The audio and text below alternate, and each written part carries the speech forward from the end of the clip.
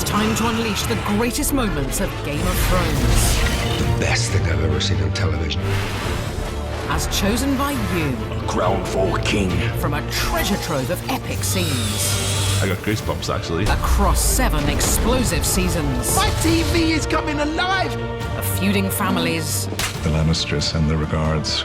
And cataclysmic vengeance. These women are much more powerful than the men. Everybody has a motivation to kill. Villain or hero. Characters very quickly taken out. Death comes for all.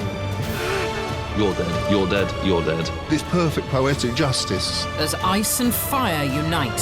Wow, that is an intense scene. The endgame is in sight. She's hardcore. Who will claim the throne? It's about survival, it's about power, it's about revenge. The results have landed. So don't even blink. I didn't see that coming.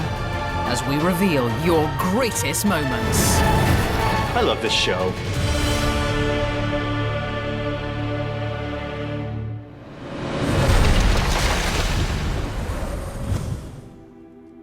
I was watching, thinking like there's like the fire's burning, candlelight. I was thinking this is good.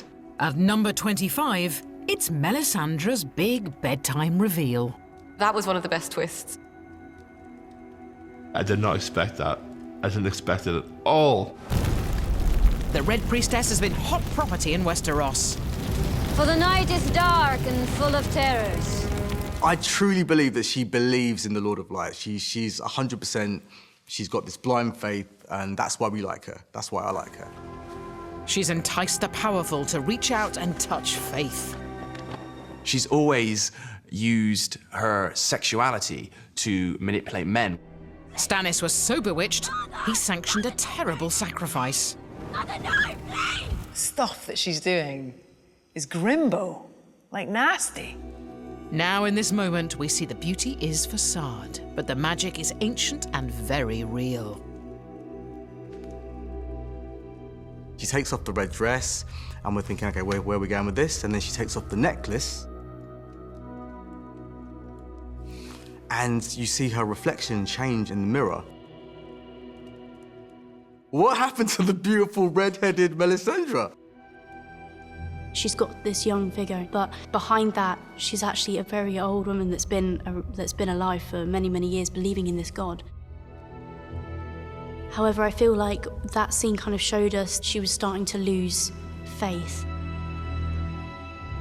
Not being ageist, of course, obviously old people should have sex, but it makes you wonder, like, she's getting sexy with all these young men. They can't seem to resist her, can they? Apart from Jon Snow. Undoubtedly a more powerful character with that aspect. That she can manipulate what she looks like and how she appears to people. She's like a huge wealth of experience and so much magic that she can make herself incredibly beautiful. That's very powerful. You don't know what she'd do with someone else, and that's pretty terrifying because she can have that power over anyone. You felt quite scared. You felt like, what's happened here? And cheated of the glory moment that we were all hoping to see.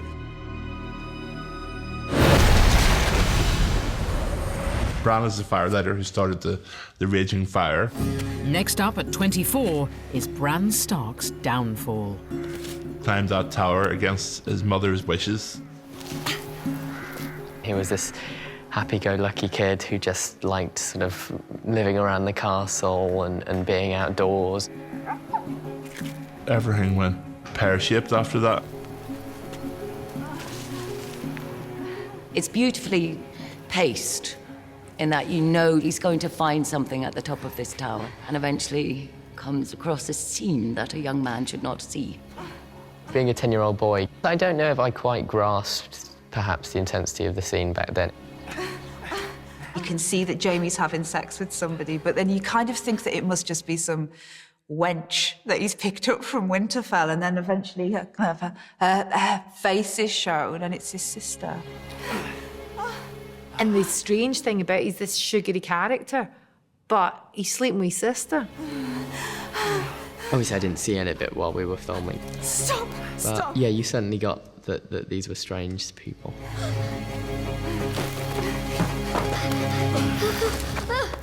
Are you completely mad? He saw us. That's all right. It's all right. It's all right. He saw us. I heard you the first time. You know, Game of Thrones, incest, violence, whatever, it's sort of not normal, but it's sort of, you know, the language of the programme now. But at the time, certainly it was hugely shocking. We go steaming right ahead into all those taboos, and we completely shatter them and dance on them. Quite the little climb, aren't you? How old are you, boy? 10. 10. Jamie is trying to please his sister. She's in a complete panic, the fact that Bran has seen him, because she knows what it means, but he knows what it means too, and he knows that if the incest is discovered, not only will he and his sister be put to death, but their 3 children may very well too. It's a measure of the lengths the Lannisters are prepared to go to achieve their goals, which, you know, they'll do whatever it takes. I think it's a fantastic moment because it sets up the tone of Game of Thrones so well. In a conventional drama, Jamie might cuff Bran round the ear and say, "Go away, don't tell anyone about this." But no, what he does is far more shocking. And he does it almost with a punchline. The things I do for love. There's no remorse. You know, there's just this relish. A sinner comes before you. Cersei, of House Lannister. It was Schadenfreude, wasn't it? Cersei and the Walk of Shame. And what an awful haircut. At 23, it's Cersei's great come-down as she fights to hold on to her son. She lost Tommen to Marjorie. Take her. Hell-bent on destroying Marjorie, Cersei empowers High Sparrow and his religious fanatics to help. I am the queen. Tommen! Tommen! In order to get Tommen back, she wanted to pretty much destroy Marjorie. But she is sealing her own fate too. It's like Downton Abbey on acid. Bad choice. Very bad choice, bad deal. Terrible move. It was a really, really bad gamble. What will we find when we strip away your finery? And because she's dealing with people of faith, then they can't be bought. And now comes a greater foe than Marjorie, as they bring out the big nuns to make Cersei confess to affairs out of wedlock. The Walk of Atonement took 4 days in total in Dubrovnik Old Town. To demonstrate her repentance, she will cast aside all pride. Who would have thought we would have felt sorry for Cersei until the Walk of Shame, which was heart-wrenching. It was very, very tough for her. Very few women could have done what she did, complete that walk. I felt complete sympathy for her and thought, and I felt absolutely zero satisfaction in her walk of shame. It's such a sexualized form of humiliation, and one that, you know, would really bother Cersei the most of all. Ultimately, to watch Cersei's downfall, I mean, talk about moving and shocking. Shame. It was really, really an extraordinary piece of television. Shame. Shame. Shame. You really did feel for her there. Absolute power at the beginning, to, you know, to being really fragile and humbled on the streets. Shame. Her subjects, the people in the city that she completely despises, has no respect for, get their own back. I hadn't expected to find it so harrowing. Shame. And people coming out of nowhere, chucking themselves at you. And of course, we had to do every section twice because we had Lena acting it, and then we had a girl called Rebecca who was her body double. Bless her. It has to go on and on and on. This is not a short punishment. They just had pots and pots of horrific bodily fluids. And you just thought, my God, that really looks real. Are you sure that hasn't been contributed to in some way? I think one of the reasons it makes it such a standout scene is because it is utterly relentless. Not the typical violence, you know, a different kind of emotional violence against a character that we've gotten used to loathing, and then suddenly we want to save her from that. And you see her trying to maintain this regal presence, but she can't. She's bruised, she's cut, she's covered in spit and fruit and shit. It's a proper destroying of a character. When we reach the Red Keep and I'm stopped and she carries on, you can feel, I just thought she was brilliant the way she played it. They were so tight in on her. And the way you just see her finally breaking down as she reaches that door. It's good to have you back.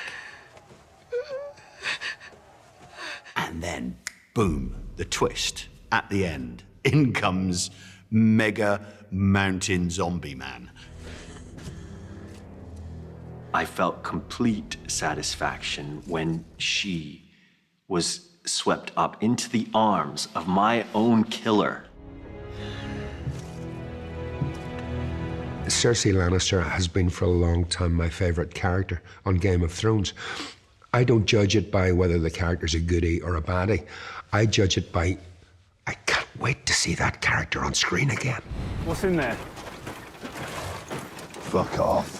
Charming. And we'll have more great moments from the Seven Kingdoms after the break.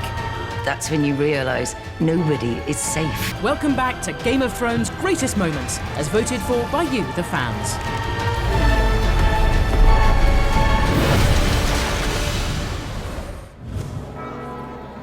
At number 22, it's the moment that redefined TV drama and stunned us all.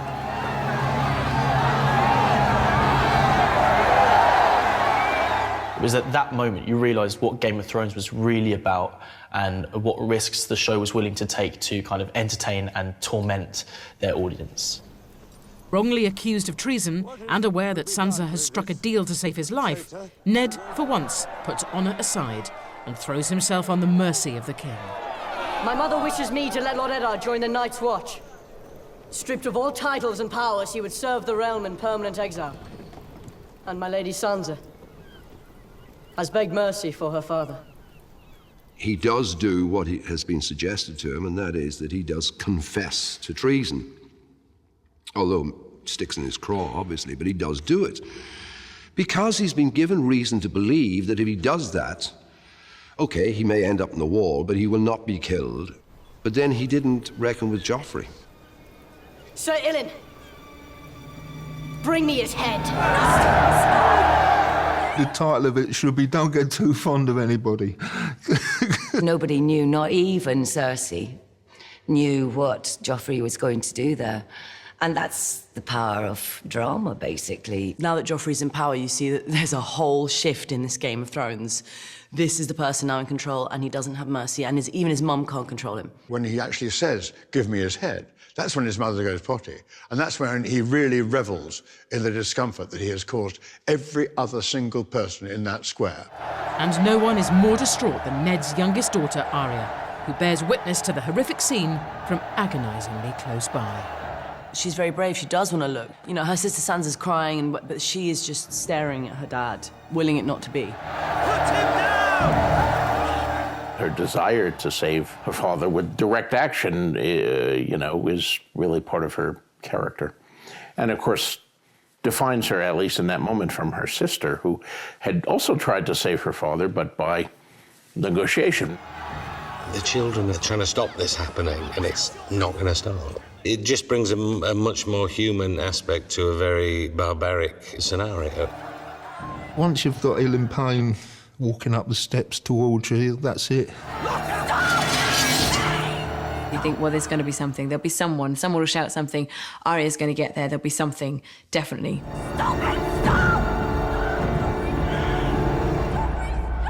This is not a Robin Hood movie here where 3 guys are going to swing over the fence and beat the 37 guardsmen who are surrounding the merry man who's about to be hung. I try to be a little more realistic than that. That's when you realize nobody is safe in this world at all. It's very brave. They're not afraid of killing off some of the best characters. The birds take to the air, and just the way it was filmed, it was tremendously powerful. That was the only scene that really has brought a tear to my eye. That was the worst TV experience of my life up to that point, and Game of Thrones has given me at least 3 or 4 more of those. What's in there? Fuck off.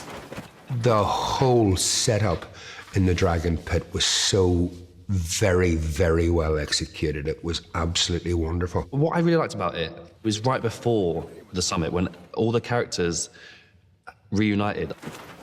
At 21, Cersei's foes come en masse to meet her. All these amazing disparate characters, and this is the first time they're all being brought together. How's it going? I've not seen you for ages. I'm glad you're still alive. I never thought I'd see you again, my lord. Supporting the enemy, no less. It's nice to see people who had tried to kill people, and people who had other people tried to kill people, and people who, oh, I know about you. You tried to kill... we'll talk about it later. My favourite moments were the Hound and Brienne meeting. Thought you were dead. Not yet. 2 warriors kind of acknowledging each other. She's alive. Arya. And having a lovely little shared moment about their murder baby. The only one that needs protecting is the one that gets in her way. She's doing fine. Still murdering? Yeah, proud of her. Every moment is full of tension. You don't know what's going to happen. You're waiting for the ambush by Cersei. You have all these reunions from different sides, good ones, bad ones. It was just so well set up. Brienne Tough and Jaime Lannister. That was another nice moment. I love it when Brienne Tough and Jaime share a look. I am firmly on Team Jaime. The Hound meeting the Mountain. Remember me? Yeah, you do. I liked how he went up to his brother and he just immediately knew. He said, yeah, you're uglier than me now, aren't you? What do they do to you? Yeah, you're gonna get it. Where is she? She'll be here soon. Cersei and Daenerys coming face to face for the first time. That's, the clash of titans. She was late. Everyone is expecting her to come in a different way, but she gets on one of her dragons and she swans in on the dragon as if to say, hey, I'm here, look at me, I am the queen. You could tell she really hates it when Dany comes in on the dragon. She's like, she looks at it like it's a little bit tacky. She was always going to turn up on a dragon. If you have a pet dragon, you're going to land, you're going to drive it into the pit. We've been here for some time. And she makes Daenerys apologise to her. Nice opening move. My apologies. It was always going to be difficult when Daenerys and Cersei kind of got together. But acidic greetings are swiftly forgotten when the allies play their show-stopping hand, presenting Cersei with hard evidence of the true peril, asking her to join them to help fight it. I didn't expect it, A, to be there, or it to still be alive, and then when the Hound kicked the box, it just started running out. That was wicked.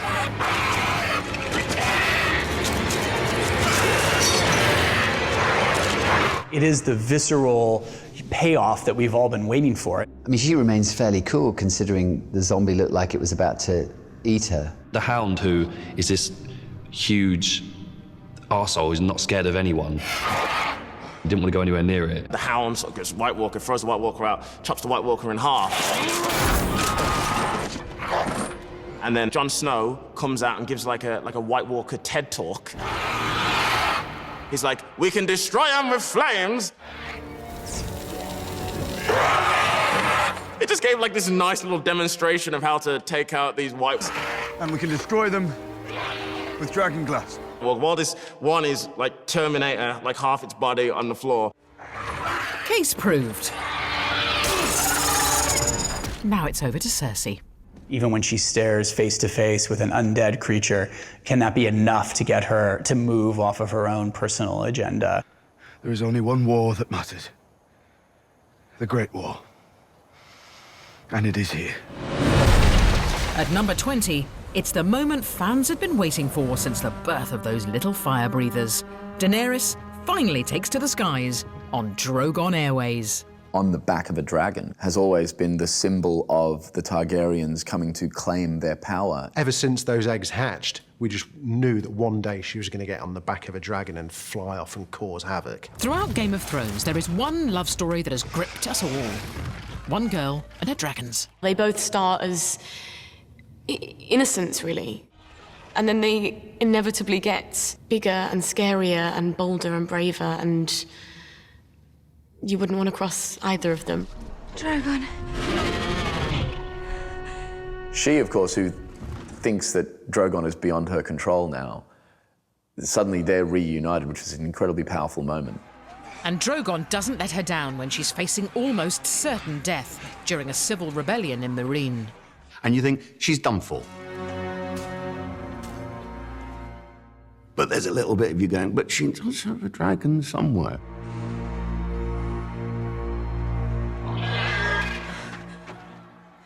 And woof, in he comes.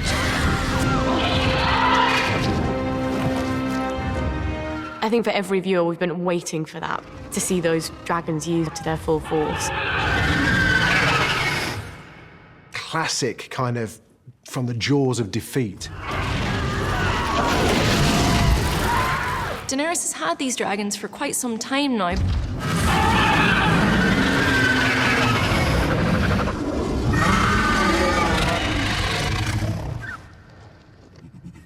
But that moment that she gets onto Drogon and rides him for the first time, that is her, more than anything we've seen her do so far, that is her claiming her birthright.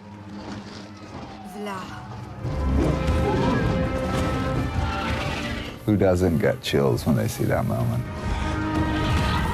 And all of a sudden, and she's flying off. Huh, yeah, it's classic. Who wouldn't want to fly off on a dragon, let's be honest? The dragon riders are what the Targaryens are all about. That is how they wielded their power. She's coming to her own, this powerful woman. She gets on one of her dragons and she's a ruler, queen of the dragons. She's a dragon rider. She became true to her name. She was a fully fledged Targaryen at that point. It was brilliant to watch, and it was just exciting to think, is she going to get to go to King's Landing with, with these dragons and just, like, wreak havoc? This was the showdown to end all showdowns. In Westeros, you can't get family therapy, can you? The purest form of conflict resolution is to kill your dad. At number 19, it's the nerve-jangling showdown between Tyrion and his father, who not only sentenced him to death for a crime he didn't commit, he also slept with the woman he loved. Tyrion, put down the crossbow. I think it's very significant that he's on the toilet. It sums up that he's trapped and he's vulnerable. No guards in the loo. Not where you're sitting having a crap. There's no guards around. But it's very humiliating for him as well. It's a private moment. This is how you want to speak to me? Hmm? Shaming your father has always given you pleasure, hasn't it? All my life, you've wanted me dead. Yes. But you refused to die. I respect that. He lives with a conundrum all the time. Does Tywin? I'd never let them execute you. Is that what you fear? Because it's very apparent that of his 3 children,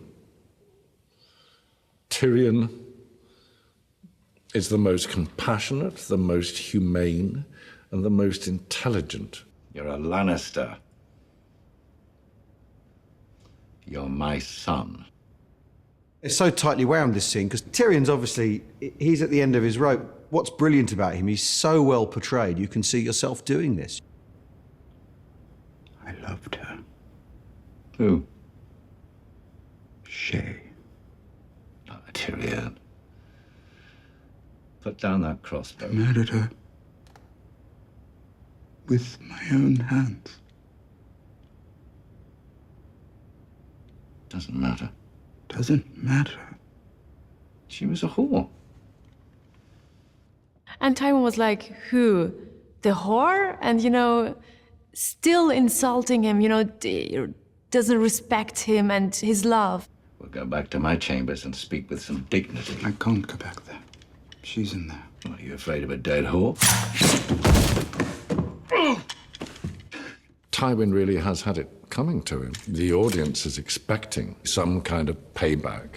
You shot me.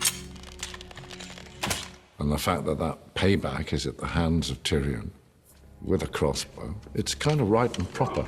I think Tyrion's sitting on years and years and years and years of anger and frustration and resentment. And then, after he's been shot by the first arrow, Tywin's true colours come out. You're no son of mine. I am your son. I have always been your son.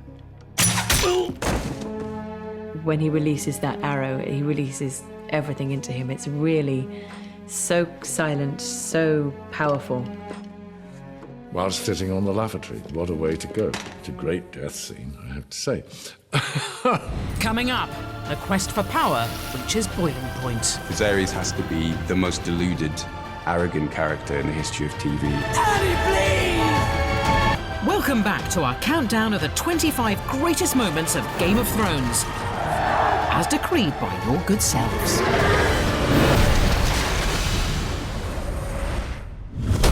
At number 18, it's Season 2's epic Battle of Blackwater, and Tyrion's tactic of wiping out the opposition in one fell swoop has almost worked. But with King's Landing still under siege, it's time for him to step up and rally the beleaguered troops. In that kind of world, as a man, you have to be tall and strong and powerful, and he's powerful, but in a different way. You know, he's fighting with his mind more than with his sword. Prepare to land. Look, guys, the dwarf has played his little trick. I think in Game of Thrones, what it shows is that anything can happen to anyone. You have handsome princes who are the best swordsmen, get their hands cut off. You have children who are thrown from the top of towers. And here you have Tyrion, who is always seen as a half man and mocked, finally have this heroic moment. They say I am half a man. But what does that make the lot of you?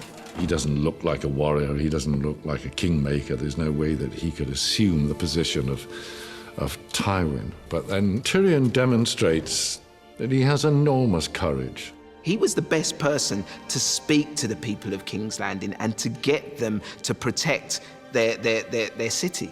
Because he knows what it's like to fight. He knows what it's like to have your back up against the wall. The only way out is through the gates. And they're at the gates. There's another way out. I'm going to show you. Come out behind them and fuck them in their asses. First of all, it's incredibly brave. He doesn't have to fight. There's no expectation of him to fight because of his disability. He steps forward and says, I am but half a man, but here I am standing up beside you. That's what I think like a once more into the breach speech would really be like. They're not going to follow him if he shows weakness, and he wants to prove himself as a strong man leading an army. So he has to put on a good face in order to lead the army. He's good at talking, isn't he? That's Tyrion's thing. He could talk himself out of any situation and he could sell anything to anybody. Don't fight for your king, and don't fight for his kingdoms. He's always got an intelligent thing to say to somebody or a joke to make.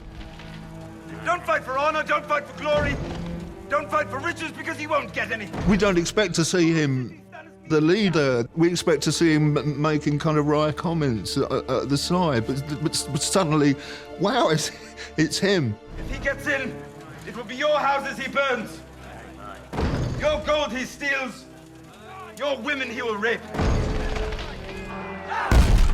I was lucky enough to be right next to him when he was doing it, and I don't know how many times we shot it and reshot it, but every time Peter did it, it was incredible. When he says these words that I wrote for Tyrion, it's just like I pictured them in my head, just like I heard them in my head when I was writing them. There's our brave men knocking at our door. Let's go kill them!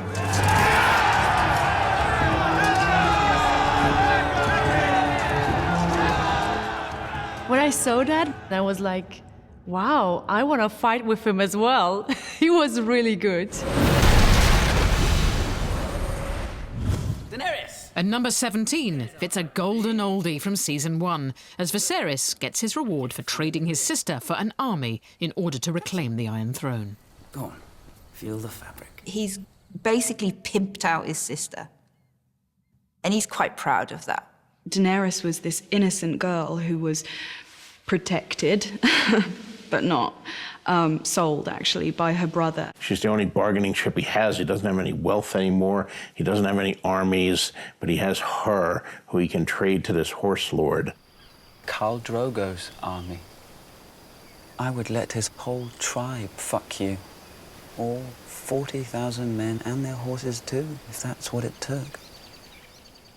He was horrible to her, probably her entire life. And she would never be, she never would have turned into who she did unless he was dealt with. Much to her brother's dismay, Daenerys and Drogo end up getting on rather well, and she becomes pregnant with his son. Jealous, desperate and drunk, Viserys finally decides to call in his dead.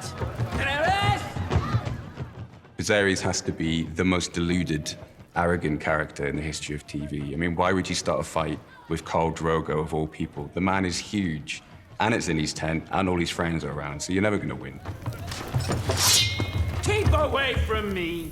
Viserys, please.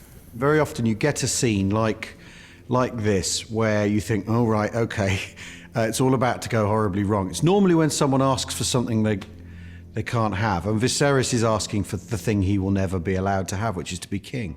Everybody wants the power of rulership, of being a king or queen. Tell him I want what was bargained for, or I'm taking you back. And all the time we're being asked that question, who would make a good ruler?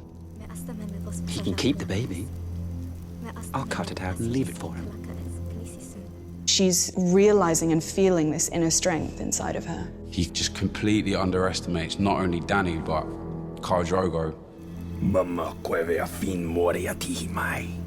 What's he saying? He says yes.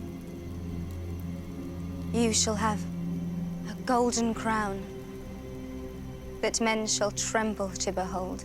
She's really beginning to find, this is my role, this is who I'm married to, and this is where I'm going, and Viserys is not part of this journey. I think this is when you realize that she's prepared to sacrifice anything for the greater good. There was nothing more satisfying than seeing Khal Drogo play along with him and just say, tell him he can have it.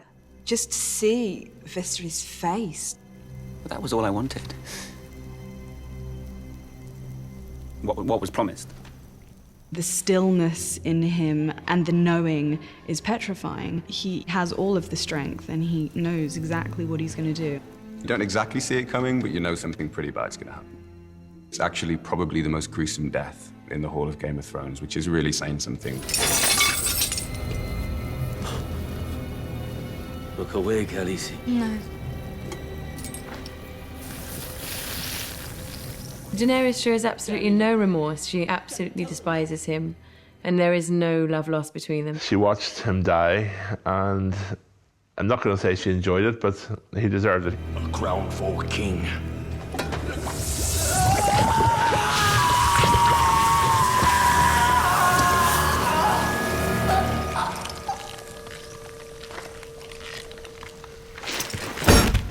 It's brutal. Even the noise he makes as he lands, I can hear it now. I love that sound as well.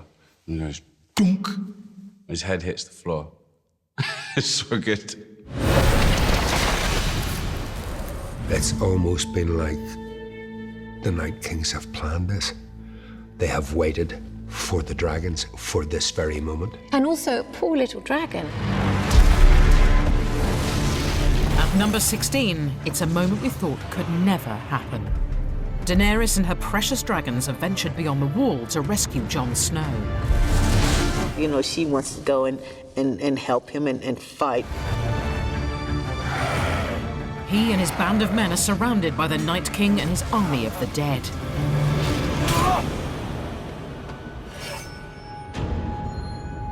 One of his generals just sort of hands him this, almost like javelin. He was like, yeah, cheers, mate, for that spear. The Night's King is so calm. This is why he's so scary. We've learned to love those dragons because we've seen them from these little tiny babies who were just hanging out on Daenerys' shoulder. And then she finally gets them to these monsters. You kind of think nobody was going to be able to kill a dragon.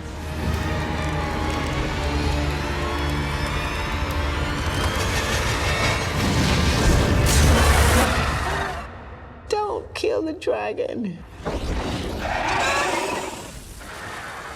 It just seemed really easy for him to just kill the dragon. He just got he got that spear set up and lined it up, and that was it, gone.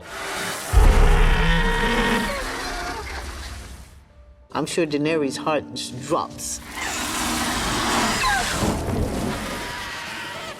I thought it was amazing to see and really sad. Yeah, it was horrendous.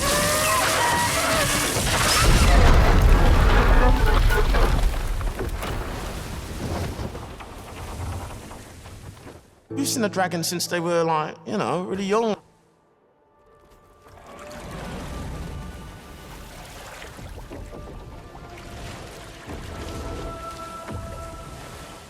And it's so sad when you see him disappearing. He just went down and you saw the eye close, and Daenerys, she felt it.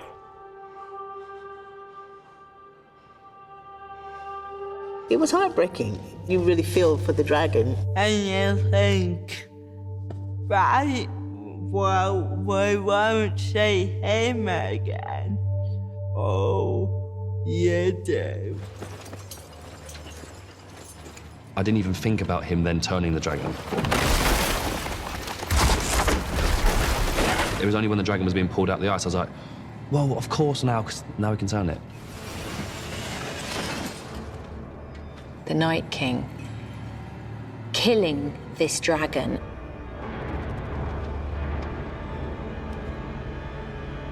And then bringing it back to life in order to kill.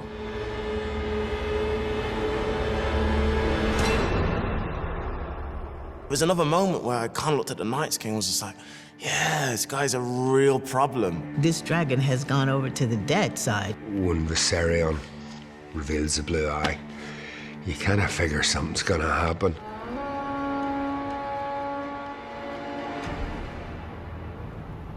I find the White Walkers very interesting. What do they want?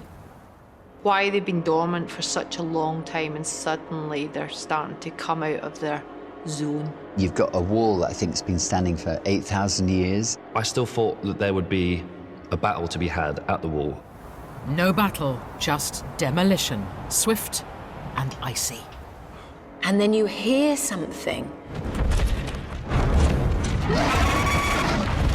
Well, for me, it was obvious that he then was going to be riding it. He's the Night King, he gets dibs on the dragon. He didn't show much emotion, the Night King, because he doesn't show any emotion, but I know deep down he was like, awesome, I hate horseback. Ah, yeah, woo!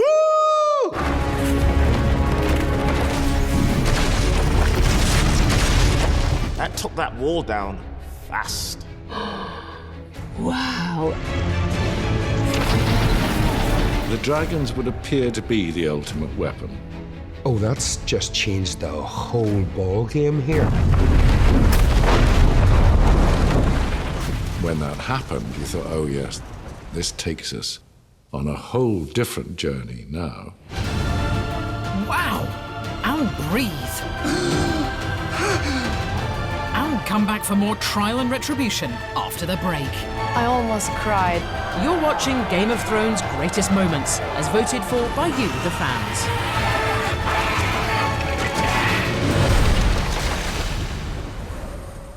It's the first time that we really see Dany take control. You start to see, like, you know, proper badass Dany.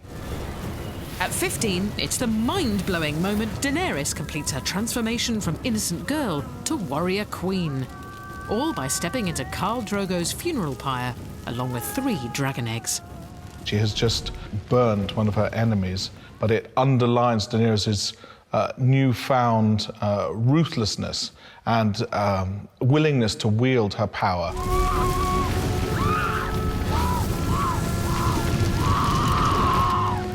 At the point in which she walks into the fire, she has no family left. So she's lost her brother, her husband, she's lost her child, and she's made a decision, and she's like, it's almost her walking into her, like, destiny, I guess.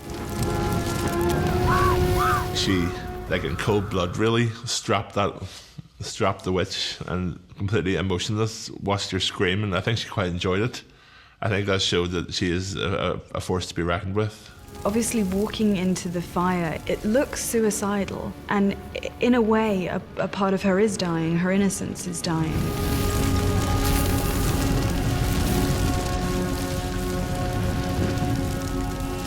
I think there's a possibility she's walking into her death. I think if you've watched the show closely, there are moments, even from early on, when she's in a really hot bathwater where she doesn't feel anything. When she sees her brother die by having molten gold poured on his head, she's actually quite scornful. He was no dragon. Fire cannot kill a dragon. Even though you suspect she might live, you don't suspect that dragons are suddenly going to come out of it. I thought for a split second she was going to turn into a dragon. But, of course she was going to make it. Thanks to the Targaryen dragon blood running through her veins, Daenerys survives the inferno. And when she rises from the ashes, she's not alone. What was very important when we were staging that scene is that these creatures are extraordinary creatures, the likes of which have not been seen in hundreds of years. And so when they're born and you see that look on Ian Glenn, who plays Jorah Mormont's face, that look of just astonishment, and it's as if the dinosaurs were roaming the earth again. It's as if you and I saw, a Tyrannosaurus Rex, just right there. That's what this is. It drops hints all the way along that, the dragons are where the real power lies. So when they emerge, you know that this is going to change everything forever. I was on set for some of those scenes that we filmed in Malta. It's all done with computer animation, so I'm seeing Amelia acting out these scenes with like a green tennis ball and a stick. But seeing them when the CGI wizards had gotten hold of them, crawling over her shoulder and all that, it was perfect. Yeah. Blood of my blood. They're frolicking on her naked body. 3 of them clearly her children. You couldn't get a more powerful emblem of the strength of this woman, and that's why all the men bow down in front of her. You don't see if she's naked or not, because you just see the power and the pride in her eyes. It was such a powerful scene. To see her standing there with the clothes have been burnt away, she's completely unharmed, her beautiful little baby dragons. It was a powerful moment.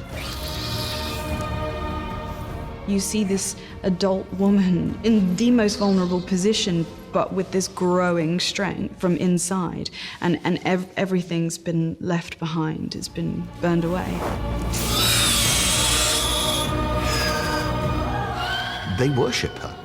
When she's with the dragons, she is the mother of dragons, and a pretty scary one. It was just as powerful watching it in the flesh as it was seeing it back on screen. It's such a difficult scene to watch because I love Tyrion. I mean, he's one of the good guys. He is the good guy. It was so emotional. All of us should feel guilty what we have done and what we are doing to him. It's the trial of the century. Tyrion Lannister, wrongly accused of regicide, is about to take a deal which would save his life, but see him living out his days at the Wall. But then the prosecution wheels out its star witness. I almost cried. I didn't want to do it. This man stands accused of murdering King Joffrey. What do you know of this? I know that he's guilty. He and Sansa planned together. Silence! Well, it's completely unjust, of course. None of the audience believed for a minute that Tyrion is responsible for Joffrey's death. I talked to the producers and I said, please, could you just change it somehow? She really loved Tyrion. And now she's there and lying. I was his whore. I beg your pardon? You said you were his... His whore. I cried in that scene. I get emotional just thinking about it, because seeing her come in and betray him like that and calling herself a whore when, you know that she's so much more than that to him is so difficult. Shay. Please don't. I am a whore. Remember? For Tyrion, his lover's betrayal is too much to bear. It triggers an outburst which leaves the court and us reeling. You admit you poisoned the king? No. Of that I'm innocent. I'm guilty of a far more monstrous crime. I'm guilty of being a dwarf. You are not on trial for being a dwarf. Oh, yes I am. I've been on trial for that my entire life. It's absolutely right. That is what it's about. He finally has an opportunity and an audience to address what everyone has been thinking about him his whole life. And, you know, here's a man who risked his life for these people, who's always fought against the prejudice that he faces from his family, probably from everybody that he meets, and he's innocent. I did not do it. I did not kill Joffrey, but I wish that I had.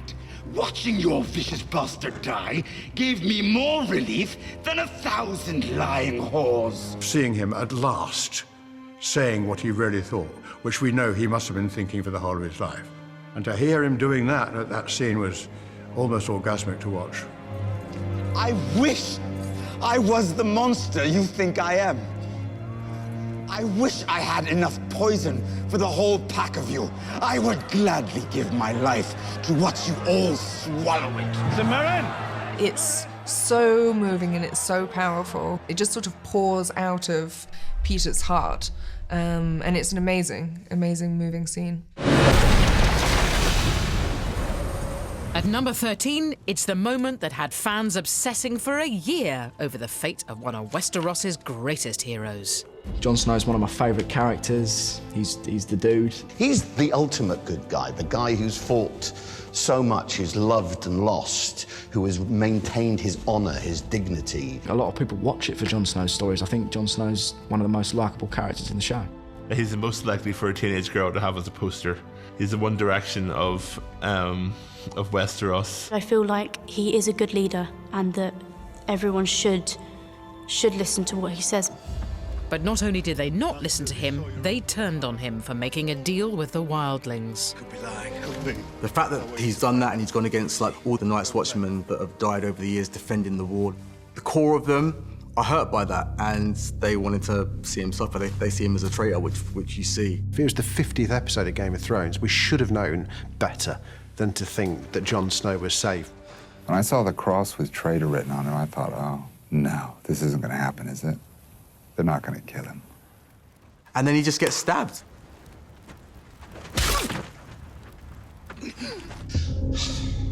Well, see, who saw that coming? I was shocked. Well, they stabbed him 6 times in the heart. Horrible, horrible people. For the Watch. Even though they were calling him a traitor, actually, they were being traitors by what they did to him. I was very upset by that. I mean, that was dark. I found it really upsetting.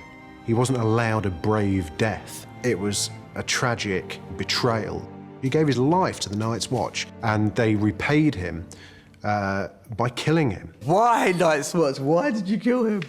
That really hurt me, as it did with, you know, most fans of the show.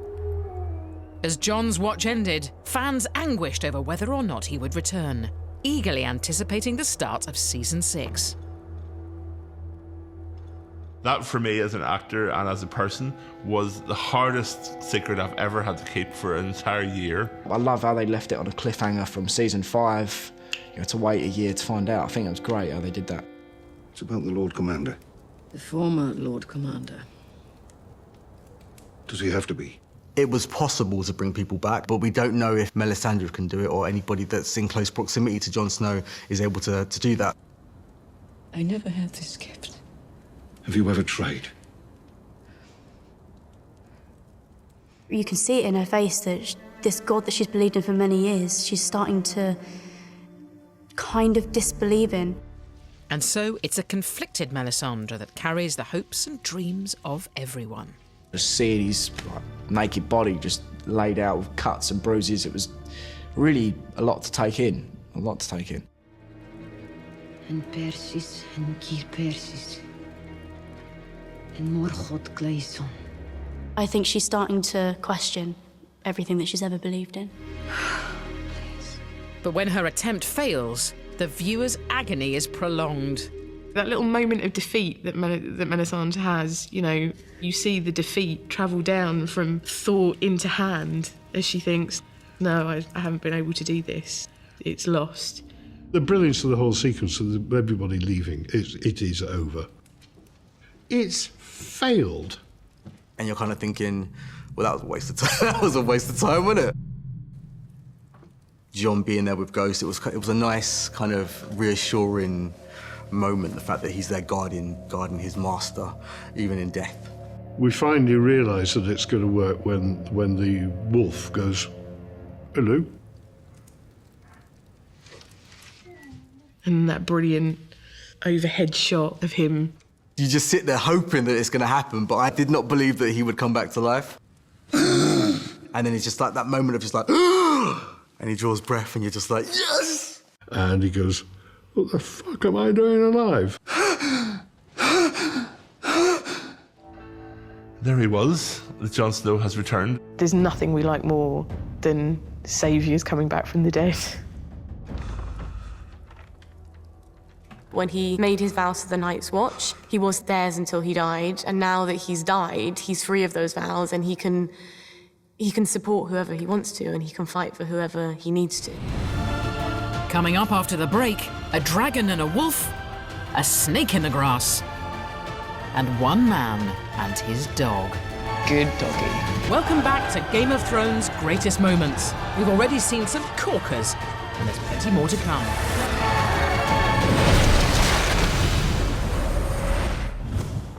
At number 12, it's decision time for Sansa as the Stark family reunion threatens to turn sour. Have my sister brought to the Great Hall. The Starks are finally back together, but you feel like they're about to get torn apart by Littlefinger. He's been whispering in ears and very clearly plotting something. Where did you get this? Littlefinger gave it to me. Littlefinger is so evil. You'd see him in the shadows turning up and you'd just see his little moustache. And he would just be there seeing him. He pretty much set in motion everything that's happening in the Seven Kingdoms right now. He thrives in chaos. And I think it's been his strongest tool in a way. And he used to own a whorehouse. And his latest scheme is to turn the Stark women against each other. I thought it had worked when Sansa called Arya into the courtroom. They sowed enough doubt about Littlefinger splitting the sisters. You do believe that Arya may be in trouble at that point. They've been sparring and they've been at each other's throats since they got back, pretty much. Are you sure you want to do this? It's not what I want. It's what honor demands. Don't let this happen. They've only just got back together. Are you kidding me? You stand accused of murder. You stand accused of treason. How do you answer these charges? Lord Baelish. What? Yes!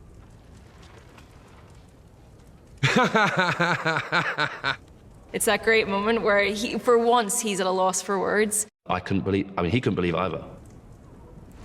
What I liked about it was they pulled the wool over his eyes. Oh, they had him!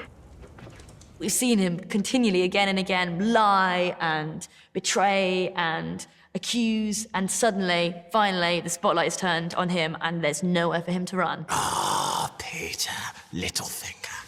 I'm a bit confused. Which charges confuse you? That was so well set up, it was so well executed, and came as a complete and total surprise.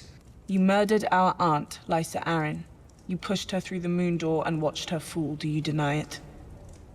Sansa lays it out ruthlessly and clearly. The conflict between the Starks and the Lannisters, it was you who started it. Do you deny it? It is thrilling to see a character who's been kind of put upon the whole way through start to take control. I deny it.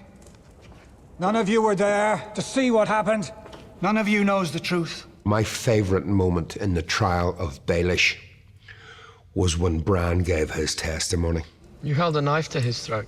We see that shock and surprise play out on his face, and that's the nail in the coffin for him. There's no way that he can escape now. You said, I did warn you not to trust me. Bran's ability to see into the past becomes really crucial. Peter Baelish is like, oh, I didn't know you could do that. That's awkward. Please help me. Sansa, I beg you. He just immediately went to begging. He just stops and just goes on his knees and goes, oh no. Oh, please. You know, that kind of, like, right at the back of the throat begging. You know, when there's nothing, please, this has to work. Part of Littlefinger is even when he's doing that, you still feel like he's trying to work an angle. I loved you more than anyone. Ease and transpire, and maybe in love's too strong a word for Littlefinger, but he's certainly obsessed with her. And this whole fancy Sansa's mother and now fancying Sansa, I mean, come on, dude. But Sansa is finally ready to cut herself free from her abusive protector. Sansa and Littlefinger has been enigmatic and frequently disturbing. She was listening, she's taken all that on board, and she knows how to play a few tricks and games of her own now. The pupil becomes the master. Thank you for all your many lessons, Lord Baelish. I will never forget them.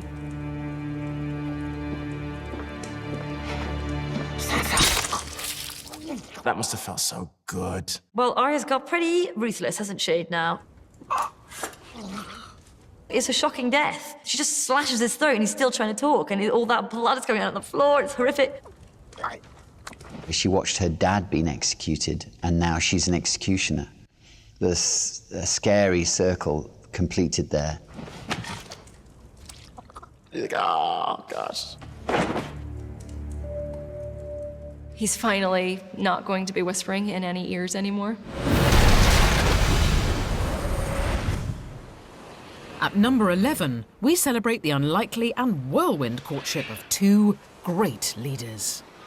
Jon Snow, Daenerys, it had to happen. They're both good people. They're both doing things for the right reasons. I think they make a good power couple, but it's going to be interesting to see who's really going to rule.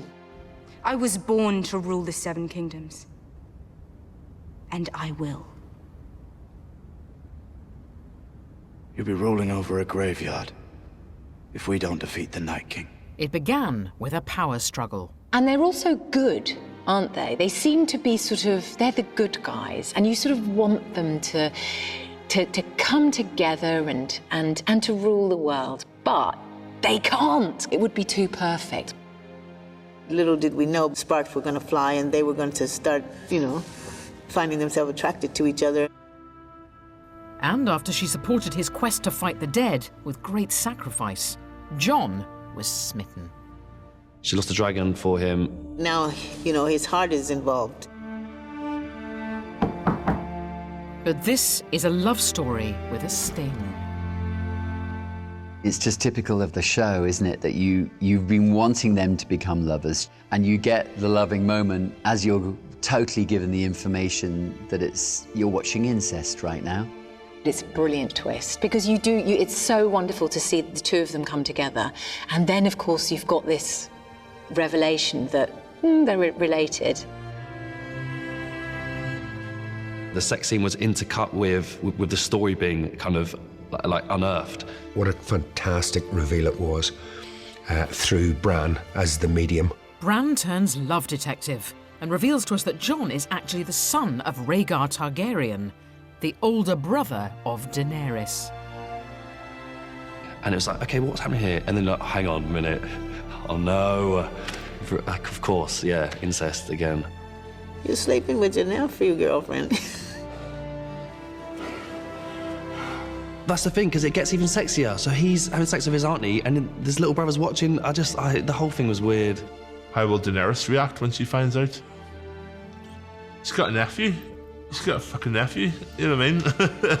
But the interesting thing is, of course, we the viewers have discovered this via Bran, but Jon himself doesn't know it yet. And the fact that Jon Snow is actually legitimately in line for the throne now. He's never been a bastard. He's the heir to the Iron Throne. They might need a lawyer present for that sit down. That's going to be a bit awkward for her. It's like, yeah, by the way, it's me. It does have certain implications, possible implications on can he control Daenerys' dragons. Actually, you should be humbling yourself to him because he's the king. Oh, and by the way, he's your nephew.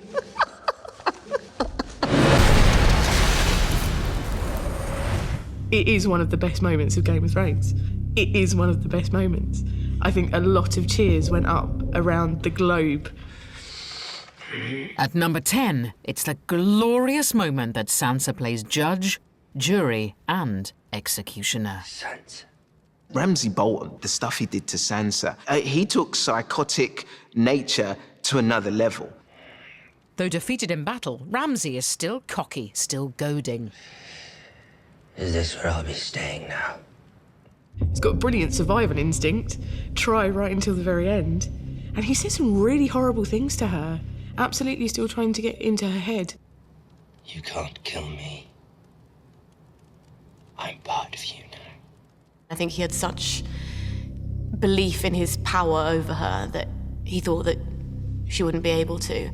But Sansa's done with being damsel in distress. She has the most incredible character arc. She starts as an innocent girl.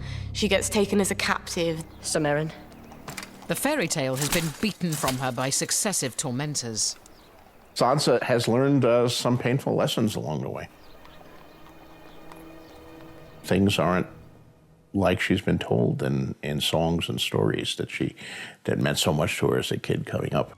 She escaped Joffrey and the Lannisters, only to be duped into marriage with a greater monster.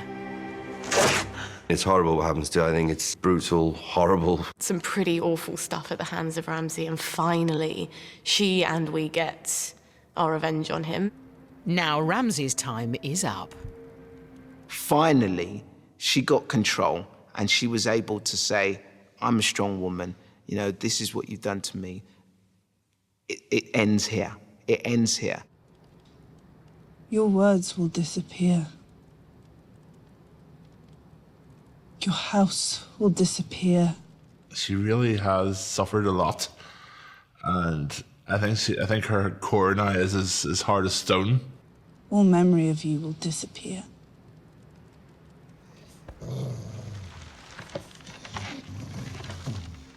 There was only one way to kill him, and Sansa found the right way to do it. I'm thinking that is sweet. That is sweet.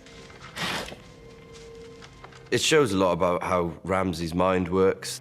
My hands will never harm me. I just think he has this weird arrogance that he just doesn't, he feels invincible. He doesn't think he can die. They're not going to eat me. They're not going to eat me. They're my dogs, yeah. They're loyal beasts. They were. Now they're starving. And then the dogs come in and you can hear the panting and the sniffing. I mean, that was just beautiful. And I've still got that image in my mind. Very fitting, I thought. Very, very fitting. Down. Down.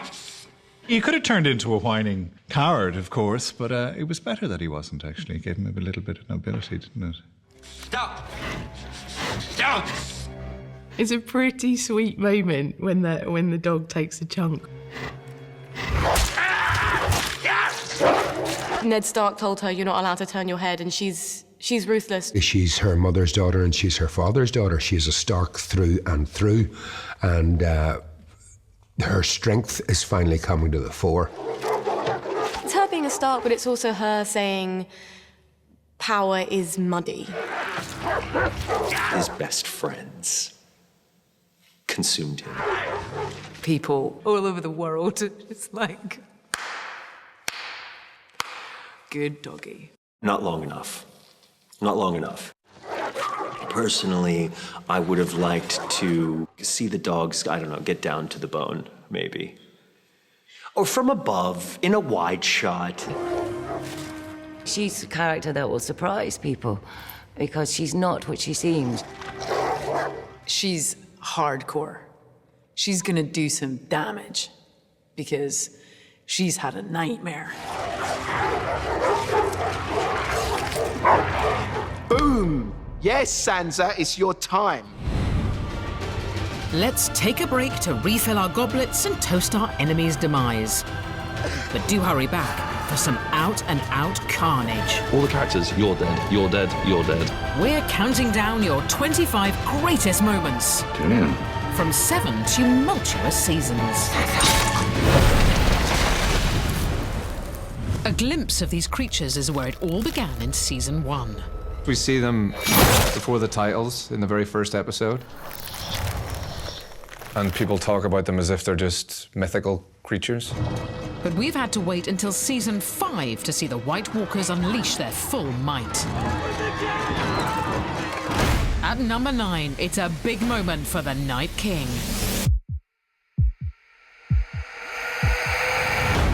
It starts oh so quietly. Jon Snow has ventured north beyond the wall to Hardhome to urge wildlings to join him.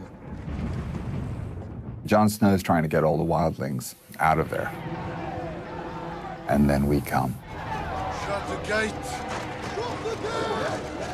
There's no way that just shutting the gate is going to keep us out. Went from 0 to 100 miles an hour in the space of a second or two. The battle scenes were just so vicious and real. It was quite savage. So during the attack, the Night's King is up high on a ridge watching it with some of his commanders. Not fighting, of course.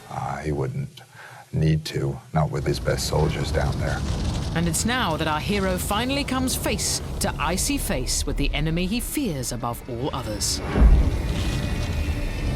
It's the battle that we've all been waiting for. And there's this amazing fight between the pair of them. It's just his stillness, it's just how rigid he was as he jumped down. I thought, oh my God, he's terrifying. They're bursting through doors and walls, and they end up outside. And I think it's very rare we see a scene on anything, movie or TV, where we really don't know what's going to happen next moment. Every moment is completely unexpected. And it's that moment of realization that the viewers have at exactly the same time as Jon Snow has. Longclaw, his sword, that Valyrian steel can kill White Walkers. That is a monumental moment in Game of Thrones because that changes everything. The Night King sees Jon kill one of his best men. He's observing what's going on. I think it's with a look of curiosity. There's a curiosity and intrigue with who this Jon Snow character is. But it is a fleeting victory. Jon Snow is about to witness the full might of his enemy's arsenal. They're not just wandering around killing. They really are battling. They're fighters. They pile and pour over the cliff like it's just this absolute avalanche of bodies. As soon as you see the undead pouring over the cliff face, you think, this is it for everybody, or they're going to put up a hell of a fight. There's real horror in that, but what a spectacle it was too. And then all of a sudden... They're crucial to the White Walkers. I mean, terrifying, an army that will do anything. Has no fear, even of death, obviously, because they're dead. I watched it about 4 or 5 times in the period of a week and held my breath every single time. Heavily outnumbered, 1-1 the Giant smashes a path for Jon and the wildlings to escape. He just picked up the biggest flaming log he could and started using it. hitting whatever he could as fast and as hard as he could. Then, as Jon is forced to beat a retreat, old Blue Eyes ventures down for his curtain call. That great moment at the end where I raised my arms. When I read that in the script, it gave me goosebumps.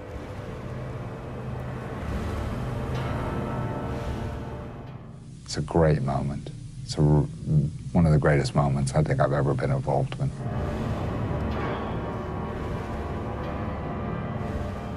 He very deliberately is looking at Jon Snow, and he does this. Come at me, bro, kind of moment where he raised his hands. It was amazing. Absolutely amazing. Well, what more terrifying thing can you see than a whole new army suddenly come from the bunch you just killed? It's a challenge to John, and look what I can do. How do you fight that? He's seen the real enemy, and there's a lot of them, and they're coming. You don't have a chance. If you're gonna deal with Cersei, you've got to take her out. High Sparrow wanting to have this whole trial to get her to be judged, that's just not happening. That's not happening. You saw her walk of shame. At number 8 comes the Exocet payback. You know, you make her walk naked through the street, you kind of have to watch your back. To be prepared for her to strike back. Cersei's meant to go to her trial. You see Tommen looking really nervous. Marjorie getting ready. It's just so elegant and so intelligently structured. They are the bells of doom. It's like a heartbeat banging against our eardrums. It's daunting. Gathered in the High Sept are the Tyrell family and High Sparrow. In fact, all who have crossed Cersei. Then the no-shows begin. Tommen wanting to leave. I'm late for the trial. The Iron Giant that's like, no, not going, kid. Even he must have known at that point that something was up. And there's only one person who could construct something, and that would be his mother. Once the Queen Mother's trial is concluded, Brother Loras is free to leave. And where is the Queen Mother? High Sparrow obviously didn't know who he was dealing with. Go to the Red Keep and show her the way. That whole moment when Lancel spots the kid. The score as it gets sort of operatic.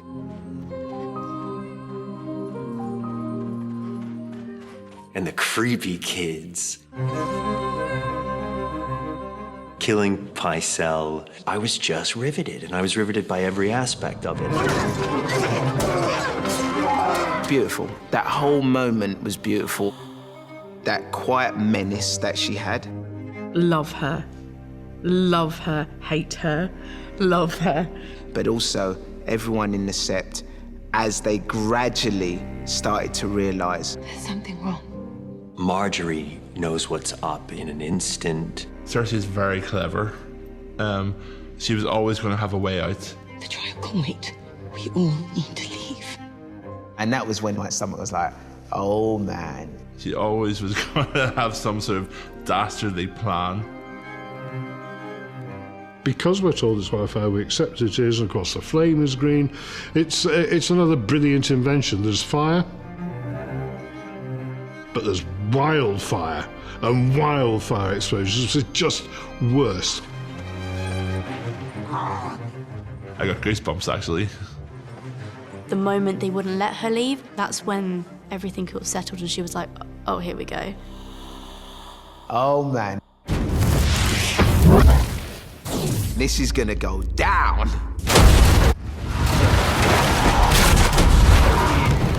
That was brilliant. The Lannisters, they do revenge in a big way. It's Rewenge plus.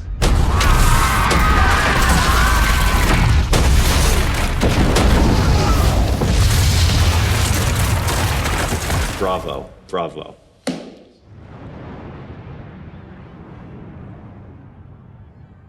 Pure victory, isn't it? Pure victory. And I think maybe after that she thinks she's unstoppable. But her victory has a terrible price. She thinks Tommen's still safe up in his bedroom. She's wiped out pretty much all of her enemies in King's Landing. She loves it, and she's just drinking wine, a big smirk on her face. She's a bad mother. She's a bad mum.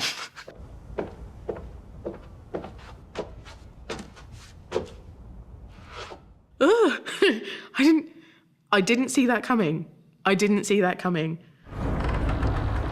The king is dead, but now it's long live the queen. She accepts very swiftly her fate once she loses her final child. Absolutely gutted about Joffrey, like inconsolable, then really, really upset about her daughter. And Tommen was a bit like, oh, well, now I'm queen.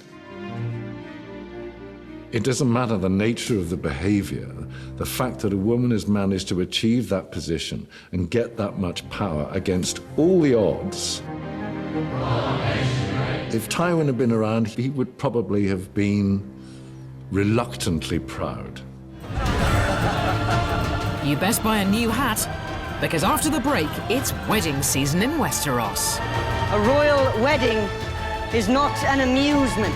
Welcome back to our celebration of death and destruction across the Seven Kingdoms as we count down your 25 greatest moments. One of the ongoing themes, I think, in Game of Thrones is, you know, you're happy to see somebody's comeuppance, but at the same time, nobody would wish that on their worst enemy. I think everybody who watches Game of Thrones was hoping this day would come. There must have been great cheering across the realm the day that Joffrey died. At number 7, it's the wedding, which is everybody's happiest day. Except for the bridegroom. He won't make it to the last course. Very good, very good. Off you go.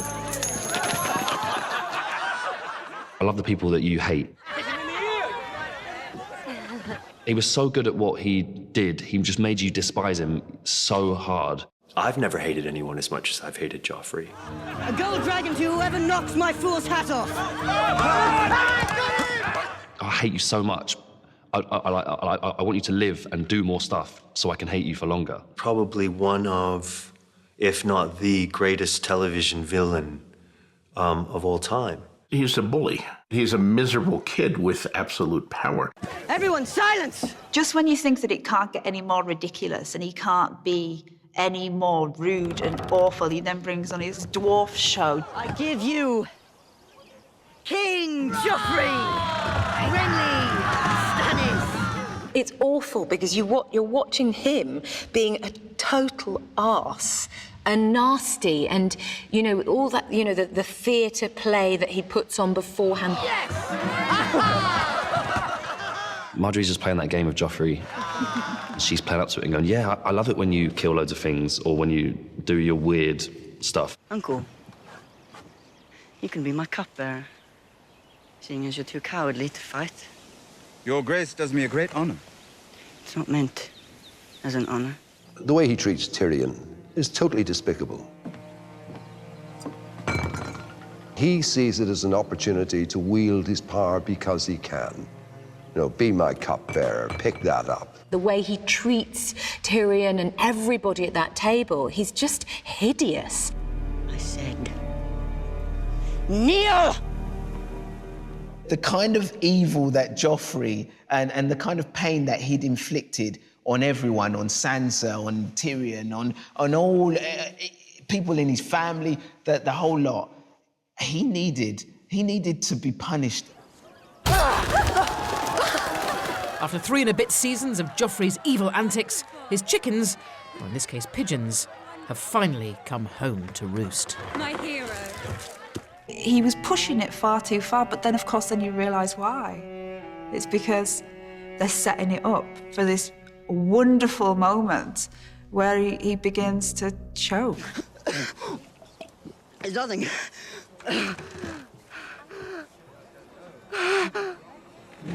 He's choking! Help the poor boy! When I saw it, I saw how brilliant it was. It wasn't a slashing of a throat, it wasn't anything like that. He didn't have his hand cut off or anything like that.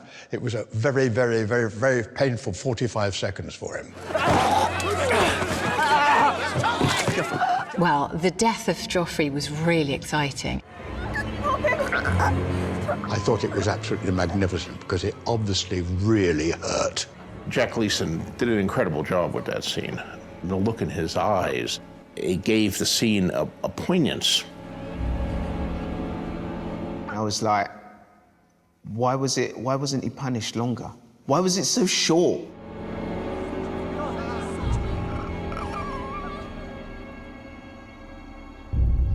Maybe we weren't meant to be satisfied by his face turning purple and Cersei weeping over the corpse of her dead son.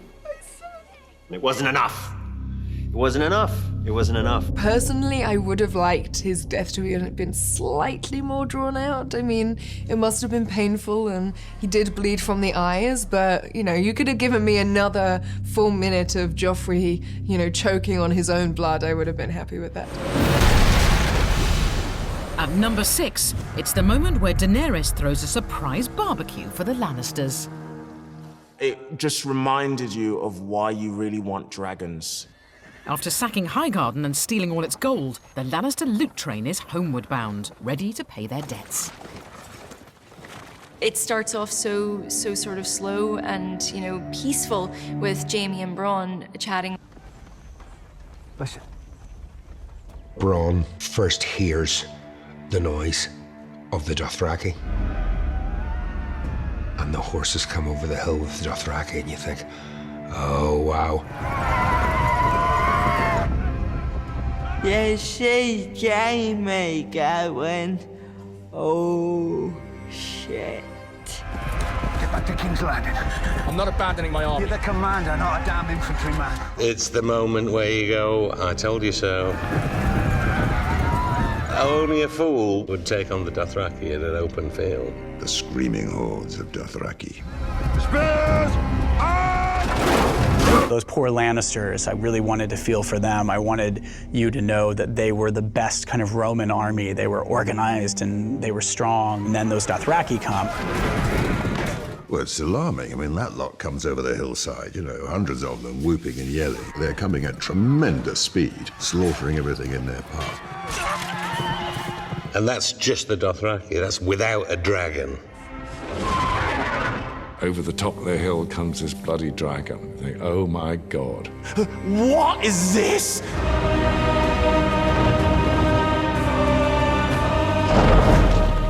Wow. That is an intense scene.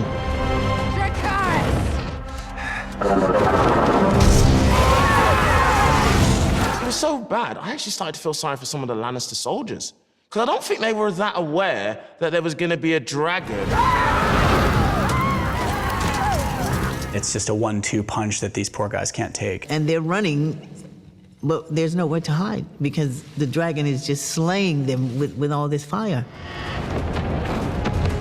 Daenerys attacking the train shows her cunning and her strategy. And it's a brilliant move, but it also takes her into danger. I love Daenerys Targaryen. She's one of my favorite characters. It's almost like the further people are pushed, the more they stop thinking about the individual consequences of their actions and they start going, oh, well, maybe we're gonna have to kill all these people to get where we need to get to. When I saw Daenerys, I'm like, that's my girl. Everything literally going up in smoke. It's like bringing an F-16 to a World War I battle. You know, it's true. It's a weapon of the future. This is one of the first times we're right down there in the middle of battle when there's dragon fire everywhere. But the Lannisters have a special weapon of their own. Goblin Scorpion is over there. Go get it then. I can't shoot with one hand. Tell you who the MVP was? Bronn? Bronn was the star of the show. Bronn gets on the Scorpion. Which, to be honest, looked like it should have been manned by maybe 10 people. It was so big.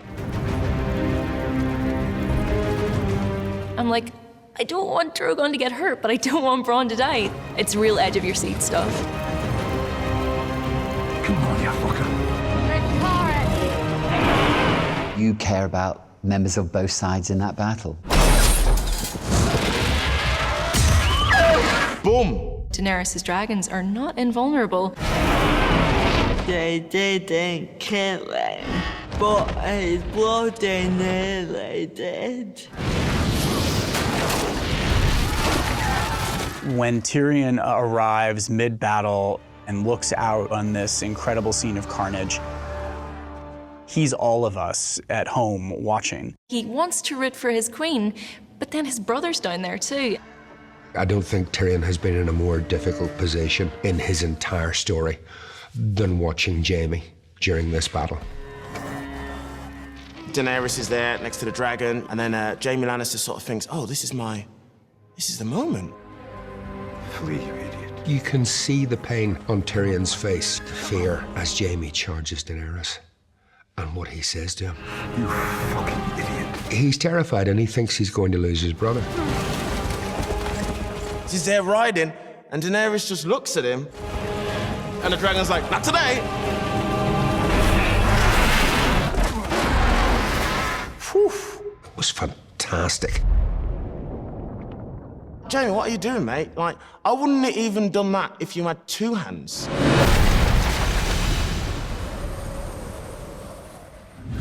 At number 5, it's a cold-blooded ambush of the great and the good. I remember getting on the tube. The whole first page 2 and 3 were pictures of the Red Wedding. And everybody on that carriage was reading about that. It was amazing.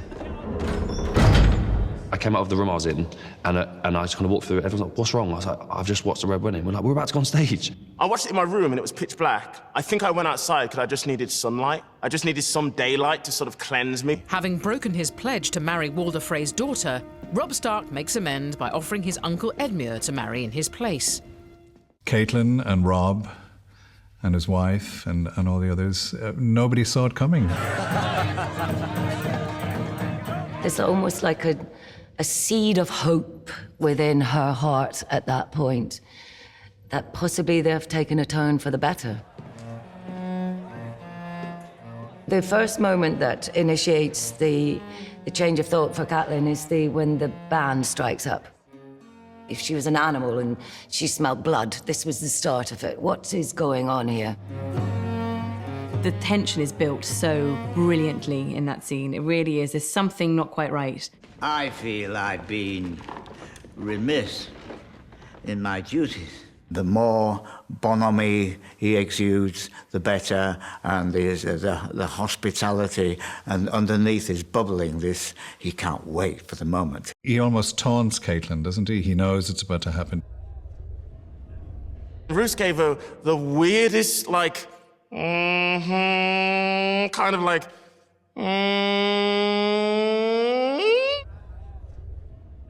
And he's reveling in that, actually. So that's his cruel, sadistic side. He knows all along as he's chatting to Catelyn before that what's going to happen. Just casually glances down at his sleeve as if saying, I dare you, go on. And she peels it back. My king has married, and I owe my new queen a wedding gift. Why would you wear chainmail to your wedding? And what is the purpose of chainmail? It's to prevent you getting killed. And it all kicks off. I knew what to expect, and yet I watched it like... I was screaming at the television. Absolutely screaming at it. Just that first move. Bosh. Loads of times. No one's safe. All the characters, you're dead, you're dead, you're dead. It's insane. Everything that we've come to expect and love from Game of Thrones.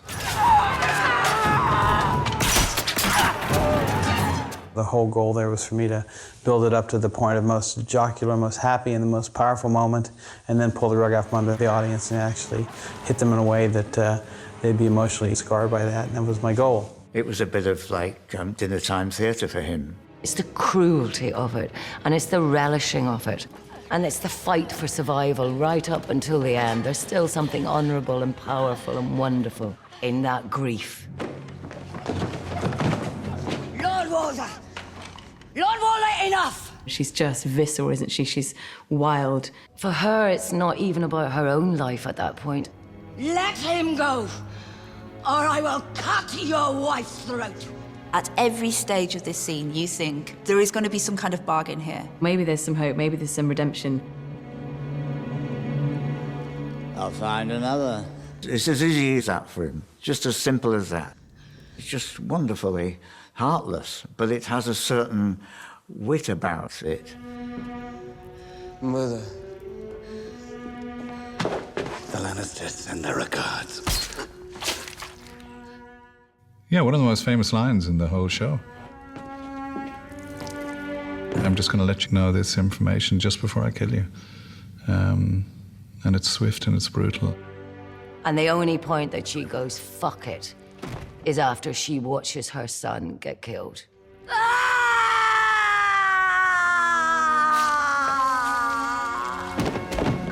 The horrible caterwaul that comes out of her, it just sticks with you. I mean, it's very real.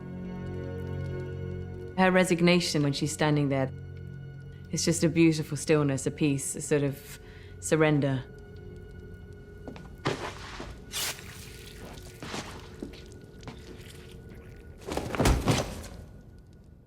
Extraordinary TV. So much loss, so much pain. And we've got absolutely oodles more for you after the break. It's anguish. Utter anguish. Welcome back to the cruel world of Westeros and your greatest moments from 7 series.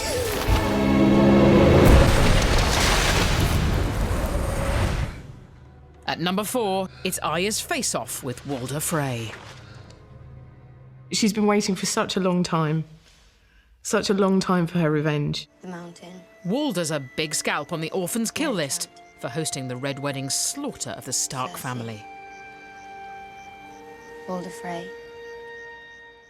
She's there. She's there at the Red Wedding. She's outside. Powerless that night, it would take 3 seasons of savage schooling before she'd be back to play assassin.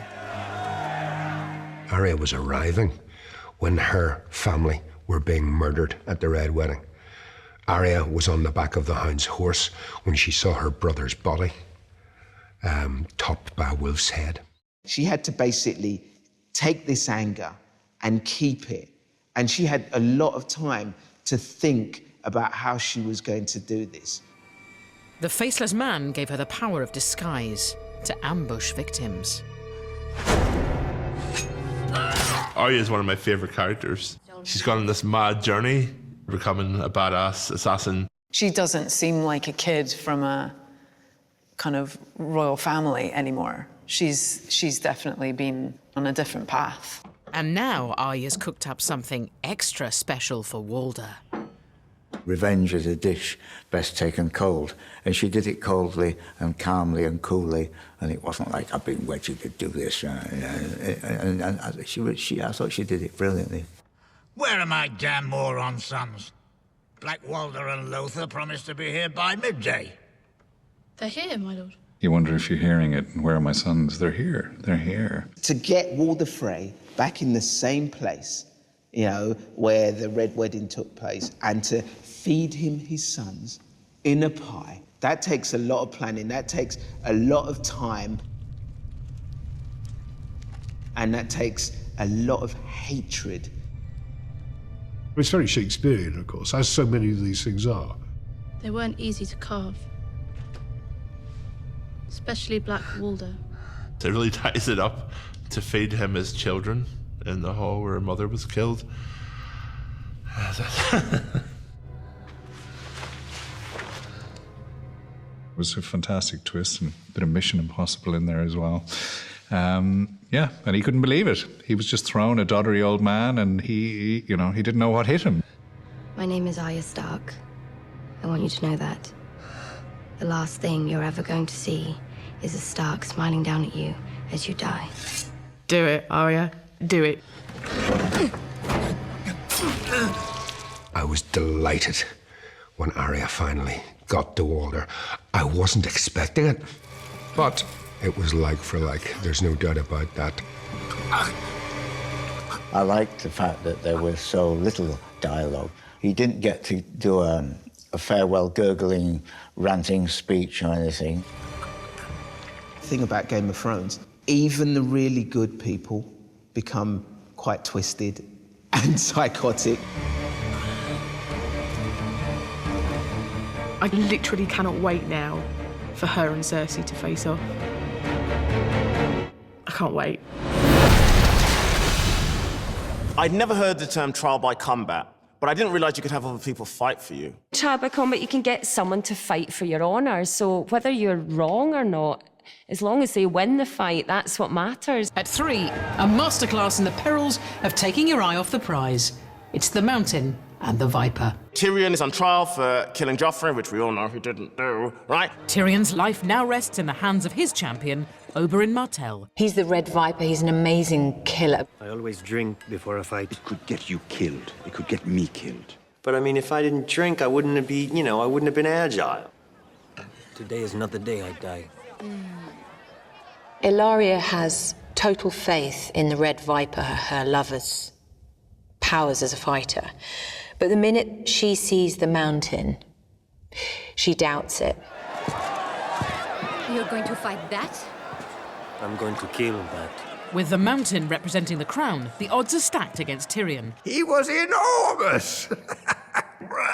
I think she suddenly has a sort of a flash of what could happen, what might happen. Don't leave me alone in this world. Never. Then you've got this great little fight against this little guy who's a little bit too cocky and this giant guy who's a little bit too angry. Have they told you who I am? Some dead man. Oberyn has a massive grudge against the families. I'm going to hear you confess before you die. You raped my sister. You murdered her. You killed her children. Say it now and we can make this quick.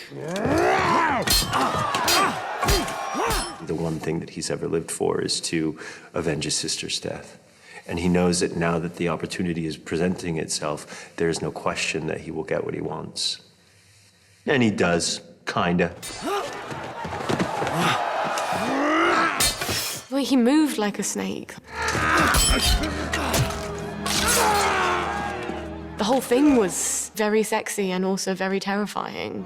You killed her children! And he wants to expose, these criminals publicly. Oh, no, you can't die yet. You haven't confessed. That's far more important to him than killing the Mountain. Say her name. Elia Martell. It was very much like David and Goliath. If David was overly cocky and didn't just get the job done. Who gave you the order? Say her name! I know you're angry about what he's done to your family, but please, can you stop with the spins and just kill him? Say her name. He just got cocky. In that last minute, he got cocky. And I think the problem is they were cocky. They are cocky. If this was nowadays and he would have pulled out like a selfie stick and tried to take a selfie with him, like, hey, I beat him. Like, he was doing all of that sort of stuff. By this stage, you know very much what show you're watching, so you're expecting it not to go well for the Viper because he's talking too much. So from that point on, I thought, oh God, just shut up, get him, kill him, please stop, please don't do it. Say it! I'm like, no, I can't watch. I'm like, no, I can't believe it's going to happen, please. Yes, this smashing his head. We all know what happens next. Oh, God, it's awful. Elia Martell. For him to actually tell me what he did to her right before he crushes my face. I killed her children. Then I raped her. It's that darkness that it sends you to bed with at night that we all seem to love. It culminates in a piece of excessive violence. Do you know? I mean, a man's head being squashed like a melon. Then I smashed her head in like this. That's quite a lot of energy to do that disgusting thing.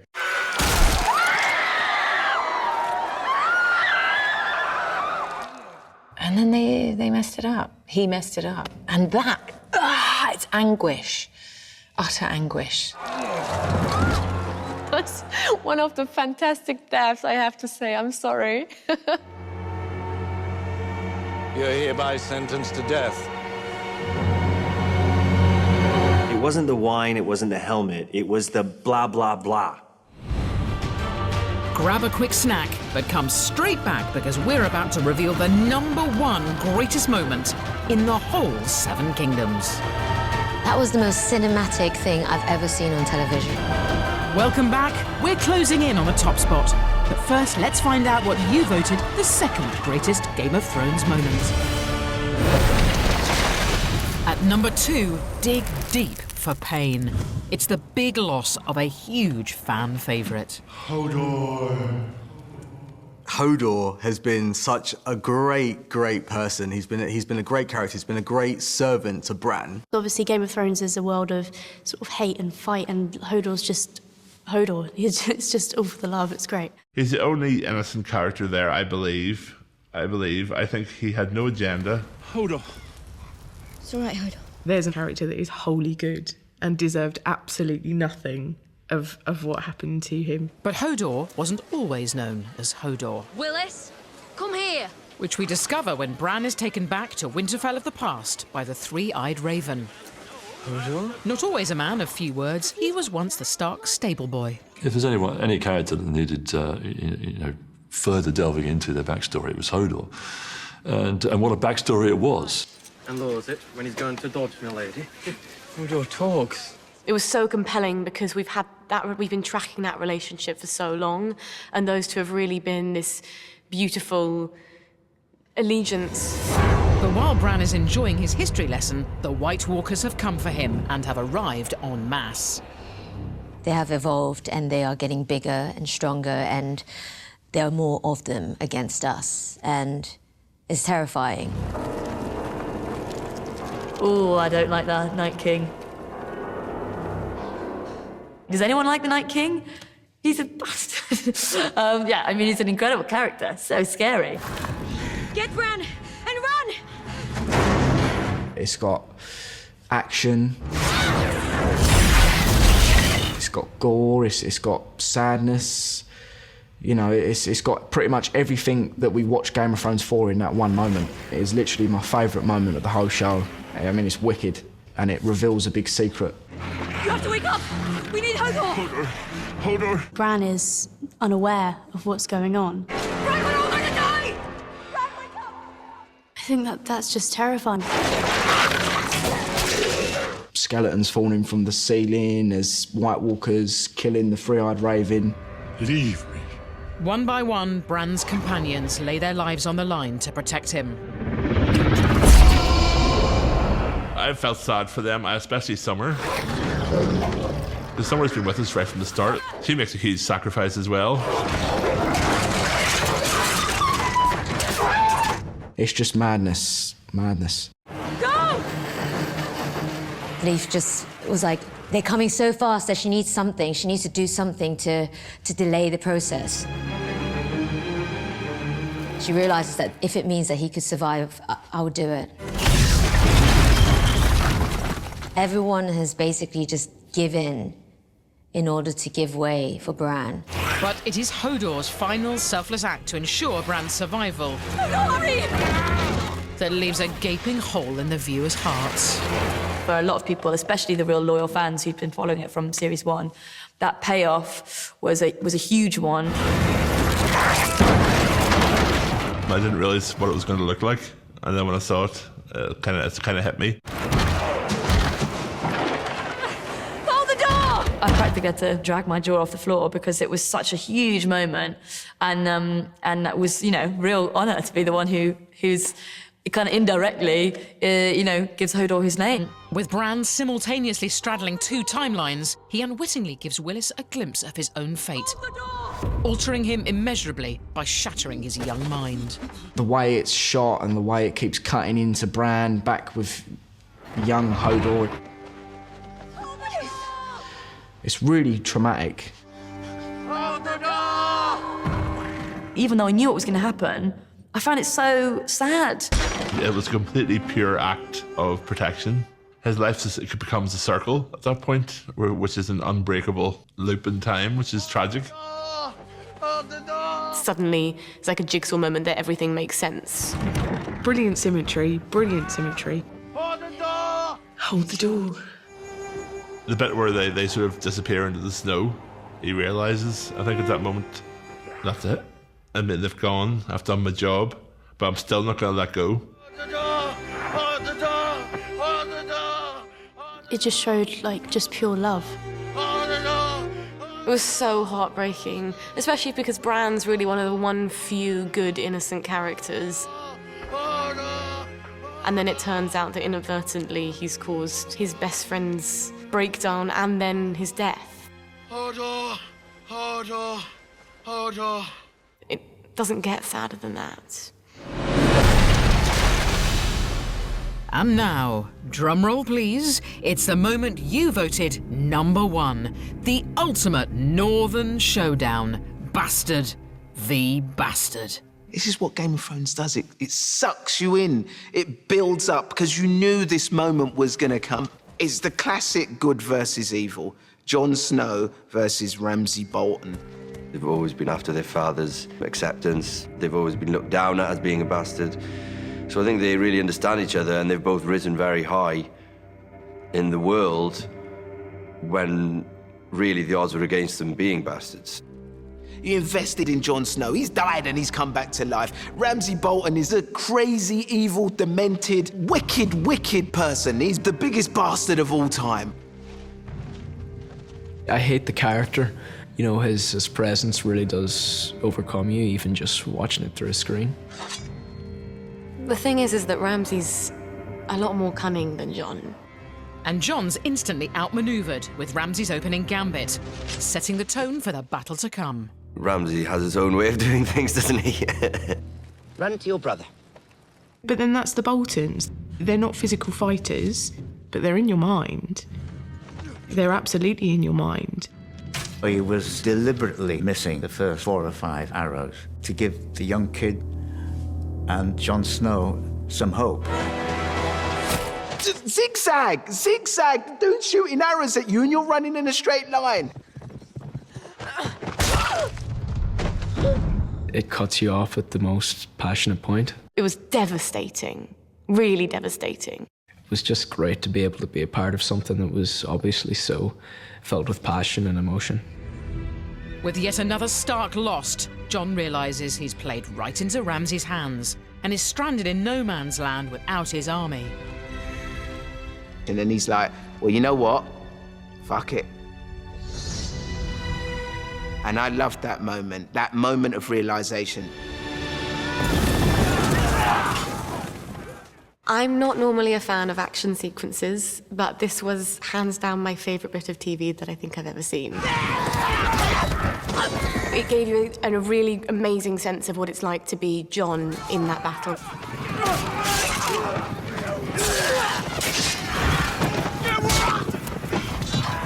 They're ripping heads off, they're stabbing each other. Horses are coming at Jon Snow.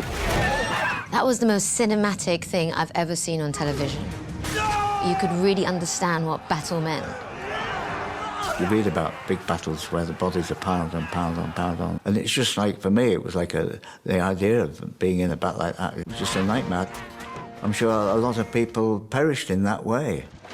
And then, terrifyingly, the Bolton forces outflank Jon Snow's and enact the crush. When they surrounded them, and then they started crushing them, I thought, this is it.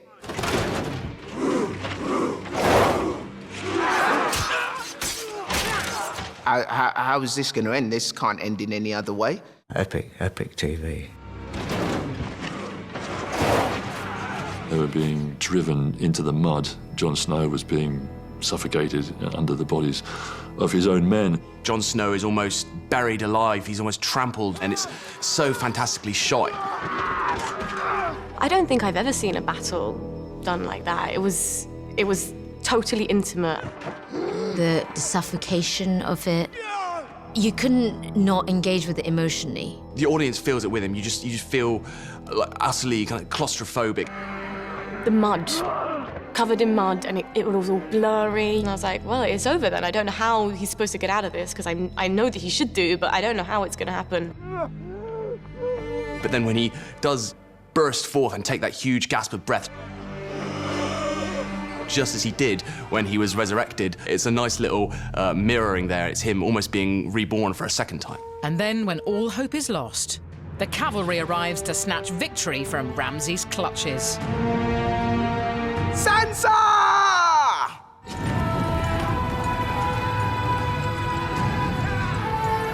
I think what was genius about that finale was that no one saw it coming. Jon Snow wouldn't have won the Battle of the Bastards without Sansa leading the Knights of the Vale, along with Littlefinger, to Jon's rescue. Defeated on the battlefield, Ramsay retreats to Winterfell to cower behind the walls. But he hadn't reckoned on the might of Jon's battering ram. Hodor was famous for holding the door. One is famous for banging them down. He knew he wasn't going to make it past that battle. But if you're going to go out in a hail of arrows. After all the loss, there is one final satisfying moment as Jon gives Ramsay a stark reminder of who rules the North. Ramsay was eventually going to get his comeuppance. He'd lost all credibility by then and still trying desperately to cling on to some semblance of strength in front of Jon Snow. Jon Snow just flattens him, smashes his face in. It was just a moment of pure, kind of unbridled joy, and that's not the kind of thing that Game of Thrones delivers very often. I thought that was it for him. I thought he was going to kill him right there and then.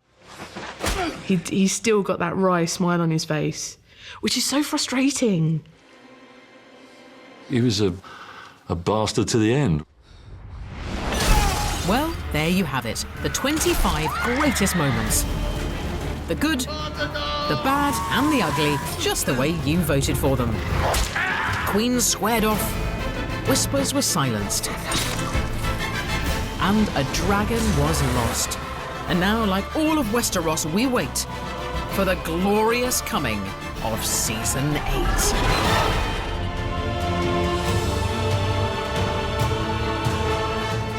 The end is nigh. I know, but the good news is you can start it all over again and watch the first 7 seasons of Game of Thrones with Sky On Demand.